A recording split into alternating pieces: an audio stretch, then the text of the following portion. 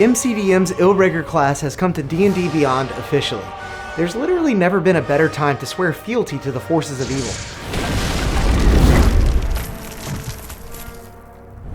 To make things kind of simple, you can think of an Illrigger as a Hexblade warlock that serves one of the archdevils of the Nine Hells without direct access to the spellcasting or pact magic features. You might even compare the flavor of the Illrigger to that of a dark paladin, complete with its own tenets called precepts, but we'll cover that later because the devil is indeed in the details. Hello there, welcome to the details. For now, what you'll need to know before getting started is that the class was originally designed before the 2024 rules came about. This is the revised version, but even it doesn't account for some changes from the new PHB. So just make sure you're looking at the right version of the class before you hop in the comments and tell me that I've got something wrong. Of course, you're perfectly welcome to do that once you're looking at the right version. As for your stats, the Illrigger is somewhat flexible. You'll probably want strength or dexterity as your highest ability score depending on the types of weapons you'd like to use. Some builds may also prioritize charisma, like if you plan to go with the Architect of Ruin subclass, for example. From there, a good constitution will be pretty helpful, and your intelligence and wisdom will probably be what you care least about. With that in mind, you'll want to look at backgrounds that prioritize the skills you want, like Charlatan, Farmer, or Entertainer.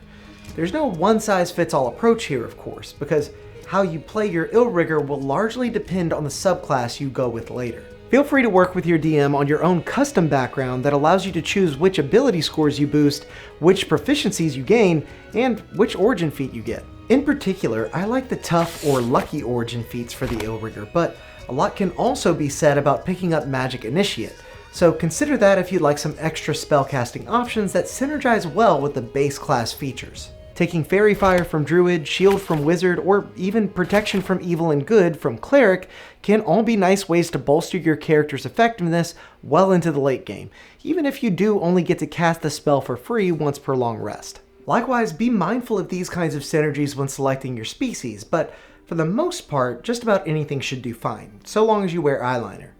What?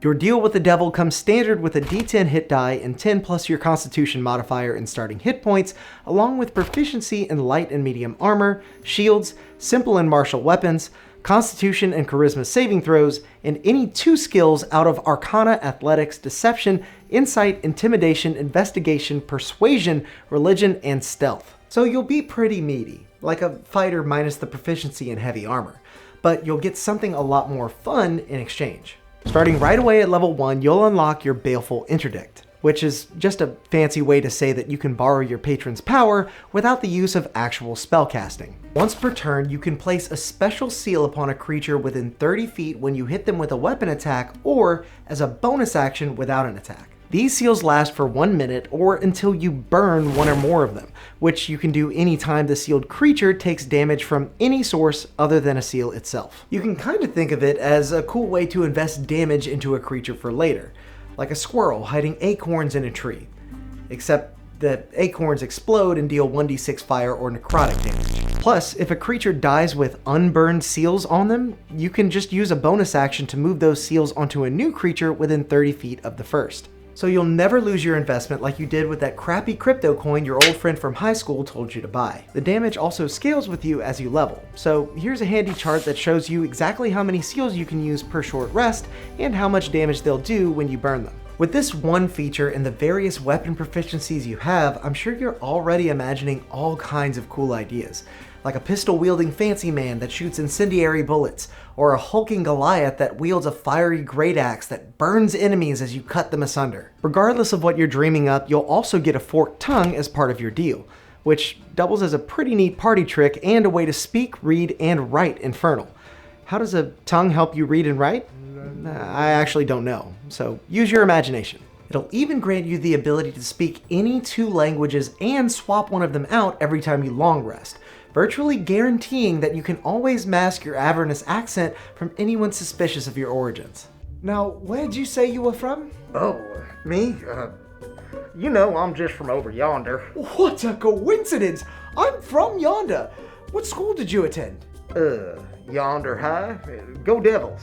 Then at level 2, your Baleful Interdict gets an almost immediate boost with added effects that debilitate sealed creatures based on the interdict boons you take. You'll only get to choose one option for now, but you'll know as many as 4 at level 18, and you can replace 1 each time you level up. Only some of the options will be available to choose from at 2nd level, but you'll unlock more at your 7th and 13th levels.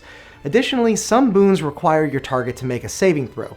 The DC for these saves will be 8 plus your proficiency bonus plus your charisma modifier. That all out of the way, I'll cover each of these boons in a future video since there are quite a few. But this early into your hellish servitude, uses of your seals are going to be very valuable, so you'll probably want to consider options that stack on top of your interdicts rather than ones that expend a seal use outright. In particular, Soul Eater can be a nice way to keep yourself alive without spending extra resources, and Bedevil can work well if you've got a caster in your party that you'd like to tee up. But as more and more creatures printed in the 2024 rules appear to rely on multiple reactions rather than legendary actions, Styx's apathy could be a lot better than you think. Just something to keep an eye on. You'll be spoiled for choice beyond this too, as 2nd level also allows you to pick a combat mastery like Bravado, which grants you an AC of 10 plus your Dex mod plus your charisma modifier while not wearing armor. It's not that your character is hard to hit, they just look like they are. Look how freaking hard I am. Excuse me? Brutal allows you to move a creature 5 feet horizontally if they're no more than 1 size larger than you, and you hit them with a melee weapon you wield with both hands. Then you can immediately spend your movement to enter the space they left. An Exhonorable gives you a +1 for your saving throws for every hostile creature within 5 feet of you to a maximum of +5, which makes me wonder what sort of strategies you might use to get more than 5 enemies around you at a time. Lies are very useful, and they're also a great option here since it basically gives you Hexblade on a stick.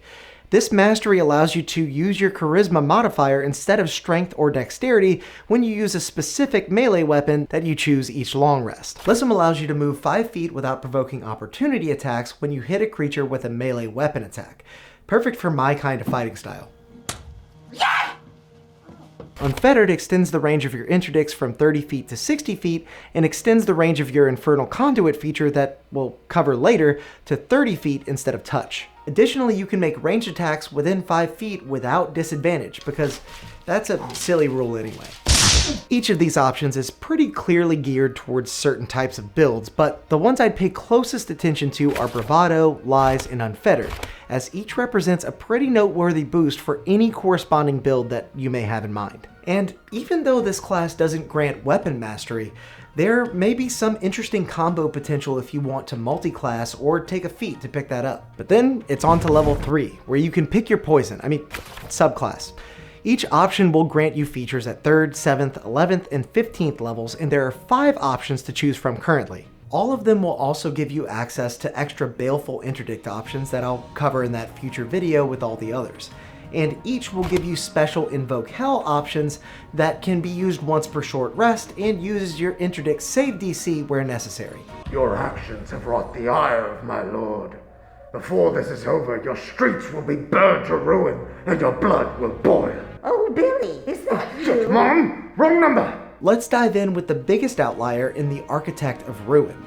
These Hell Knights serve as Modius and tend to value cunning and knowledge over brute physical strength. This is represented right away at 3rd level when they gain access to the spellcasting feature with 2 cantrips from their own unique spell list and an additional cantrip at 10th level with Charisma being their spellcasting ability. They'll also gain spell slots and learn spells according to this table, which paints them similarly to other 1/3 casters in the game. Now, for some reason, DNDBeyond doesn't include the list of spells for this subclass unless you go directly to the Revised Illrigger publication, so once you find that, you may want to consider taking some of the new spells like Vengeful Blade, Hell's Lash, Infernal Challenge, and Aura of Desecration. There are some other spells from the base rules on the list as well, but really these are probably the ones you're going to want. Aura of Desecration in particular is basically a 2 times bigger Spirit Guardians, and you know how I feel about Spirit Guardians. You'll also gain an extra skill proficiency in either Arcana, History, Nature, or Religion, and become able to read and write the languages you gain from your forked tongue instead of just being able to speak them. And still at 3rd level, you'll gain options for your Invoke Hell feature. Most importantly, you can expend a use of your Baleful Interdict when you deal damage to a creature with a leveled Illrigger spell. The target of that spell then becomes vulnerable to the damage, even overriding immunity and resistance. Alternatively, you can make a melee weapon attack at the same time that you cast an Illrigger spell that normally takes an action. Later on, at 7th level, you can replace one of your attacks with a cantrip, perfect for something like Vengeful Blade. 11th level allows you to burn 2 seals on a creature to give them disadvantage on a saving throw when you cast an Illrigger spell on them, which might come in handy against particularly big enemies, but you'll still need to place 2 seals on them in the first place. At 15th level, once per long rest, you can expend a spell slot as a bonus action to regain seals equal to that slot's level, or regain a spell slot in exchange for 3 times that many seals. Make no mistake, these subclasses are very feature heavy, so it may not be the best for beginners, and I apologize for being a bit long-winded. But this one in particular is wildly inspiring. The Architect of Ruin does half-casting better than a lot of D&D's base options, with tons of unique features and very powerful new spells. You'll definitely have a good time taking it out for a spin. Oh, come on, you can trust me. Cheers, friend. Sure, I serve a devil of the 9 hells, but I'd never betray you by poisoning your drinking water. Whoops, guess you should have subscribed. Hellspeakers work under the Archdevil Moloch and use their charismatic guile to manipulate enemies into their own undoing. To aid in this, you'll get proficiency in either Persuasion or Deception, or expertise in the skill if you already have proficiency. You'll also get an extra spoken language for your forked tongue feature, although I do find this to be somewhat inconsequential since you can already swap them out as you long rest. More importantly, you'll gain advantage on charisma checks when you use languages from this feature. That's basically going to be a charm effect without the name tag. Speaking of, you can also charm any interdicted humanoids within 30 feet of you for an hour against a charisma saving throw when you place a seal on one of them as a bonus action. Turning enemies into temporary allies in a game of action economy can be extremely powerful, and you can do this charisma modifier times per long rest, so it'll likely become your bread and butter from here out. Of course, you'll also get some great options for your Invoke Hell feature, starting with the ability to give yourself advantage on a weapon attack against an interdicted creature that becomes an auto crit if you hit them. Or, as an action, you can choose proficiency bonus number of enemy creatures within 60 feet and have them use their reaction to make a weapon attack against a target you choose if they fail a charisma saving throw.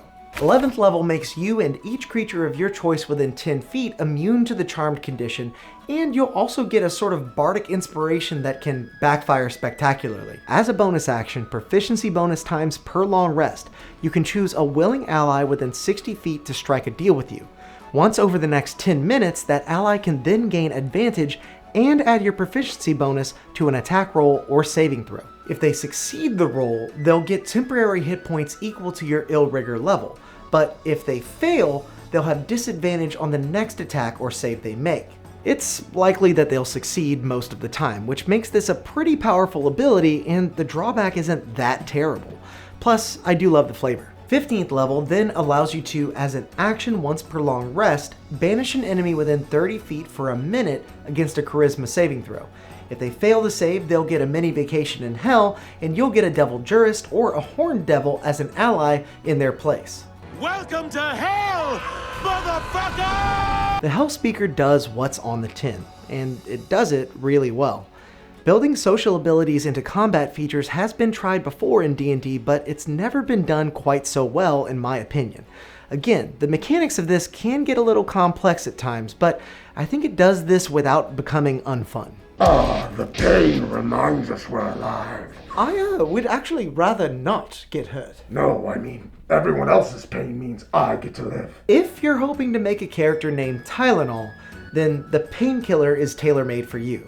These Illriggers serve Despater, who rules over the City of War, and they're known for their pursuit of victory no matter the cost. Right away, you'll get the heavy armor proficiency you've been missing and the ability to empower your allies within 30 feet to make a weapon attack as a reaction or cast a damage-dealing cantrip that normally takes an action to cast. This can only be done once per short rest, but that's going to put in a lot of work at just level 3, and you still have your Invoke Hell uses to look forward to. Grand Strategist allows proficiency bonus number of allies within 60 feet to immediately move up to half their movement speed without provoking opportunity attacks. Because when your guiding principle is victory at any cost, running away is really just a tactical retreat. Alternatively, when a creature damages you with an attack, you can use your reaction to deal that damage back in necrotic form against a wisdom save for half damage. If you can grit your teeth through a particularly big blow, hitting the big bad with the old Uno reverse card is going to feel extra satisfying. 11th level grants us a once per short rest ability that keeps an ally within 30 feet up at 1 hit point just from you yelling at them as a reaction. Hey, stop that! I'm not usually a huge fan of features like this since they tend to fall apart against multi-attacks from creatures you encounter this late in the game, but it gets better, don't worry. 15th level gives you a really cool auto crit feature that only requires you to hit an interdicted creature with a melee weapon attack and then burn a seal on them, and you can use that reaction proficiency bonus times per long rest. At the point that this comes online, that's 5 extra crits per day that you weren't gonna get before, and you even get to double the dice you roll for burning the seal when you do it. As it is par for the course by now, the Painkiller does an incredible job of creating a robust barbarian fighter-like experience with some extra bells and whistles that I can't wait to try out for myself. I might even like this implementation better than what I've seen out of the 2024 Barbarian base class. I know what you are. Say it. Out loud. A vampire. Ew, no! Sanguine Knight serve the Lord of Blood, Sutek, and use their abilities to turn vicious attacks into power and vitality for them and their allies. When you take the subclass, you'll gain proficiency in religion, and be able to give an ally within 30 feet temporary hit points equal to the damage you deal when you burn 1 or more seals on a creature that isn't a construct or undead. Additionally, as an action proficiency bonus times per long rest, you can detect, locate, and identify creatures who have blood within 120 feet until the end of your next turn, which could come in handy for some exploration and stealth gameplay, but probably not much else. As for your Invoke Hell options, first, as a bonus action, you can restore hit points equal to 5 times your Illrigger level, split between yourself and other creatures within 30 feet. Or you can grant your proficiency bonus to all ability checks for creatures of your choice within 30 feet for 1 minute. You know what I think you should actually do? Shut up! Neither of these is quite as flashy as what the other subclasses offer, but there is something to be said here about bolstering the effectiveness and survivability of the rest of the party, both in and out of combat. 11th level expands the use of the temporary hit points you're dishing out by also dealing your Illrigger level in cold, fire, or necrotic damage to enemies that hit your allies with temporary hit points using a melee attack. 15th level allows you to subtract a d8 from an interdicted creature's attack roll or saving throw within 60 feet by burning a seal on them as a reaction. Then, an ally within 30 feet gets to add a d8 to their next attack roll or saving throw. On average, this is only going to amount to a single casting of Silvery Barb, so it does leave me scratching my head a bit. Honestly, this one seems like a rare miss for the Illrigger, and I usually love playing around with support and healer builds. If you really want something like this, you may be better off trying some multi-classing with Bard or Cleric. Hell, maybe even try a Blood Hunter if you like this flavor and guys named Matt. So you're like me, except you made a deal with the devil. Well, that's dumb. All you needed was a sad backstory and dead parents. Oh gods, it was you! Time to tie up loose ends. The bonus action hide! Shadowmasters draw their power from Belial and excel at stealthy assassinations and covert disguises. So much so that they even have themselves assassinated when their plots are discovered. So maybe have a backup character ready, just in case. Right away, you'll gain advantage on your first attack against an interdicted creature on each of your turns. And once per turn, you'll get to add your proficiency bonus in D4s to the damage of melee weapon attacks against interdicted creatures if you have advantage. It's very similar to the rogue sneak attack dice, actually, and may even offer a unique opportunity for multi-classing since it scales off of your proficiency bonus and not your Illrigger level. It also grants you an extra D4 of damage if you make the attack in dim light or darkness. Your Invoke Hell options will allow you to cast the Disguise Self spell without a spell slot, or, as a bonus action, snare a creature within 30 feet against a Charisma save so that their speed is halved and they can't willingly move more than 30 feet away from you. This may seem rather harmless at first, but the creature has disadvantage on the save if they're in dim light or darkness, and the effect then only ends if you're incapacitated or the target is more than 30 feet away. There's no time limit, no extra save on each turn, and you might even be able to trap unsuspecting enemies to give yourself a leg up at the start of combat. I like this one a lot. 11th level grants you 60 feet of dark vision, or an extra 60 feet if you already have it, an extra 10 feet of movement speed, advantage on stealth checks made to hide, and the ability to take no damage when you succeed on a dex save against half damage, or just take half damage if you fail. Hey, that's my thing! Then 15th level bumps up your pool of d4s to be d8s instead, and affords you an improved 2d8 in extra damage if your target is in dim light or darkness. Additionally, you can blind a creature for 1 minute with no saving throw as a reaction by burning a seal on them and sacrificing the resulting damage. That's a fantastically debilitating effect, even this late in the game, since creatures aren't able to save against it once they're hit. Take that, Ancient Red Dragon. No legendary saves for you. Overall, I like what this subclass brings to the table. It grants some, but not all of the roguish hallmarks, and even provides some unique improvements to certain features and flavors. On top of the base Illrigger class, it makes it feel a little bit more intimidating rather than cunning, and I'm okay with that. Now it's finally time we move on to level 4, where we'll get our first ability score improvement or feat. We'll get this option again at 8th, 12th, 16th, and 19th levels, but I find it interesting that even the revised class doesn't adjust to match the other base classes that take an epic boon at 19th level instead. I'd probably talk to your DM about that change to see if they'd allow you to get an epic boon as well. That is, if you even play to level 19. 5th level grants you 2 attacks when you take the attack action instead of just 1, and you'll become an Infernal Conduit at 6th level, which grants you a pool of d10s that refresh on a long rest and can be used to heal your allies at the cost of your own vitality, or damage foes while siphoning off their life force. When you touch a creature and spend 1 or more d10s from your pool to initiate one of these effects, the target makes a Constitution save against your interdict save DC. If you choose to invigorate, a failed save means the target regains hit points equal to the total rolled and you take that much necrotic damage. On a success, they're only healed by half and you take half the damage. In either case, if this damage drops you to 0 hit points, you'll fall unconscious, but you will be stabilized, so you won't accidentally kill your own character. Probably. On the flip side, if you choose Devour, a failed save means the target takes necrotic damage equal to the total you roll and you regain that many hit points. On a success, the target takes half damage and you regain half. In both cases, the necrotic damage can't be reduced in any way, and starting at 11th level, the Devour option will also force a level of exhaustion onto the target creature. Just keep in mind that they can't ever have any more than 3 combined exhaustion levels from this feature. To say the least, this ability kind of bugs me. It feels bloated and overcomplicated. Other parts of this class are pretty wordy too, but this just feels unnecessarily complex. Maybe this is just Hell's way of torturing players. Please don't make me read it again. There's so many words and for no reason! At 7th level, you'll get to pick out another interdict boon option alongside the extra one you unlock with your subclass. At 9th level, you'll gain yet another language you can speak with your forked tongue, as well as advantage on insight checks to ascertain the intentions of creatures that you're speaking to. 10th level grants you a simple but powerful feature called Blood Price, and I absolutely love it. Whenever you fail a saving throw, you can spend one of your hit dice to roll it and add it to the result of the save. In case you forgot, you've got a d10 hit die, and you'd have 10 of those by this point.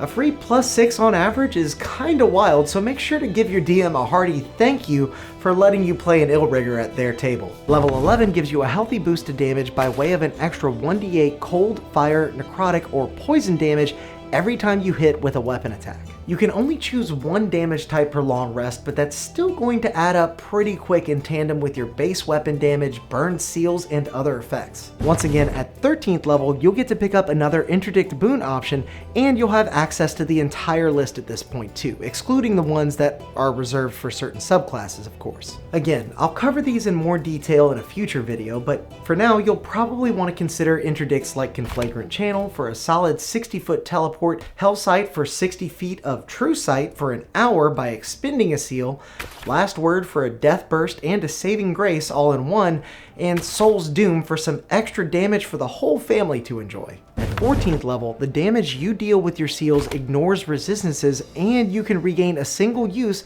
with a bonus action once per long rest if you don't have any left. Which is nice, I guess, but it's nothing compared to what we get at 17th level. Here, once per long rest, we are given a direct boost from our Archdevil Lord for 10 minutes. As a bonus action, we gain resistance to fire, cold, and necrotic damage. We get a flying speed equal to 60 feet. We deal an extra 2d8 damage instead of 1d8 with our weapon attacks, and we can damage an enemy within 10 feet when we use our Blood Price feature on a saving throw. What kind of damage, you ask? It doesn't actually say, but it will be equal to whatever we roll on the die. So, Emotional damage! to top it all off, if you die in this form, you don't. Actually, you can instead choose to burst into flame, leaving all your equipment and poofing into some random spot in hell 1d6 days later, completely naked. Maybe I'll just die. And if that's what we get at level 17, then you better believe level 20 is gonna pack a punch. Ooh, that's a lot of words. At 20th level, once per long rest, you can literally tear open a rift to hell. As an action, you get to fill a 50-foot radius within 150 feet with one of several effects. You can choose to have each enemy in the area make a dex save against 5d10 fire damage and 5d10 necrotic damage as they burn for a minute afterwards. We have found the witch, may we burn her? Or half damage and no burning on a success. No! No! This isn't your typical burning condition either. Creatures burning in this way take 1d10 fire and 1d10 necrotic damage every turn until they make their saving throw or the 1 minute is up. Almost makes you forget there are two other options, huh? You can also fill the 50-foot radius sphere with a deadly miasma that deals 5d10 poison and 5d10 necrotic damage against a constitution save for half damage. What's more, creatures that fail the save become poisoned for a minute. This one is maybe not as good thanks to the constitution save and poison damage, but don't worry, I think we've saved the best for last. Alternatively, you can force every enemy in that massive circle of suck to take 10d10 cold damage against the constitution save for half damage. I know, constitution saves, but they're also blinded for a minute or until they leave the area, regardless of the save. That just happens. Even at level 20, blindness can be pretty debilitating, especially when you're talking about a 100-foot diameter sphere. I'm not sure you realize how big that is. I'm not actually sure that that would fit on most gaming tables.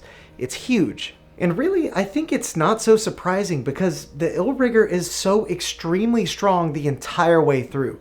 And with tons of different resources and features with customizable components, there's a lot to love for anyone willing to learn it. Of course, I think you still have some interdict boons to take, so make sure to check out this video next, subscribe to the channel on your way, and go out there and make some chaos.